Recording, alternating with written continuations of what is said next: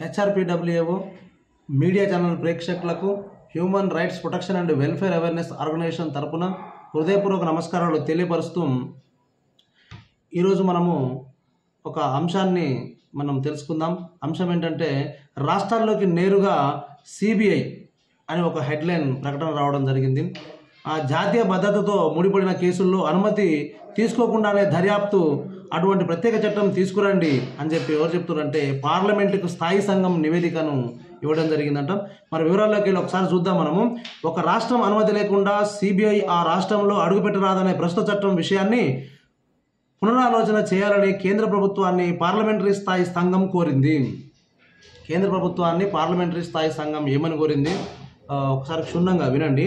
ఒక రాష్ట్రం అనుమతి లేకుండా సిబిఐ, ఒక రాష్ట్రం సంబంధించిన అనుమతి, ఆ రాష్ట్రం యొక్క అనుమతి లేకుండా సిబిఐ ఆ రాష్ట్రంలో అడుగు పెట్టరాదనే ప్రస్తుతం మనకు ఆ చట్టంలో ఒక రాష్ట్రం అనుమతి లేకుండా సిబిఐ ఆ రాష్ట్రంలో అడుగు పెట్టరాదనే ఉన్నటువంటి ప్రస్తుతం ఉన్నటువంటి చట్టం విషయంలో ఒక్కసారి మళ్ళీ ఆలోచన చేసి కేంద్ర ప్రభుత్వము పార్లమెంటరీ స్థాయి సంఘం కోరింది. ఆలోచన చేయాలని చెప్పి కేంద్ర ప్రభుత్వాన్ని పార్లమెంటరీ స్థాయి సంఘం కోరింది. జాతీయ భద్రత సమగ్రతతో ముడిపడిన కేసుల విషయంలో ఎలాంటి కేసులు? జాతీయ భద్రత సమగ్రతతో ముడిపడిన కేసులు, దేశవ్యాప్తంగా జాతీయ భద్రత సమగ్రతతో ముడిపడిన కేసుల విషయాలలో రాష్ట్రాల అనుమతి లేకుండానే సిబిఐ తన దర్యాప్తును జరిపేలా ప్రత్యేకమైన కొత్త చట్టం తీసుకురావాలని సిఫారసు చేసింది. సిబిఐలో డిప్యుటేషన్పై పనిచేయడానికి వస్తున్న అభ్యర్థనల్లో సరైనవి చాలా తక్కువగా ఉండడంపై ఈ సంఘం తీవ్ర ఆందోళన వ్యక్తం చేసింది.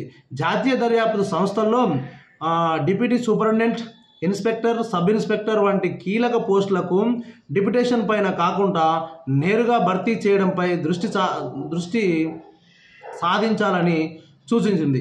దీనికోసం స్వతంత్ర నియామక వ్యవస్థను నెలకొల్పాలని సూచించింది. ముఖ్యమైన ర్యాంకుల్లోని అధికారులను staff selection commission, union public service commission ద్వారా కానీ సిబిఐ ప్రత్యేకంగా పరీక్ష నిర్వహించడం ద్వారా కానీ ఎంపిక చేయాలని అభిప్రాయపడింది. ఈ మేరకు సిబ్బంది వ్యవహారాలు, న్యాయ విషయాల స్థాయి సంఘం తన 45వ నివేదికను గురువారం పార్లమెంటుకు సమర్పించింది. సిబిఐలో సిబ్బంది కొరత అధికంగా ఉందని, చాలా పోస్టులు ఖాళీగా ఉండి ఇబ్బందిపై అదనపు పనిభారం పడుతుందని తెలిసింది. ఇది సిబిఐ పనితీరును తీవ్రంగా ప్రభావితం చేస్తుందని ఆందోళన వ్యక్తం చేశారు.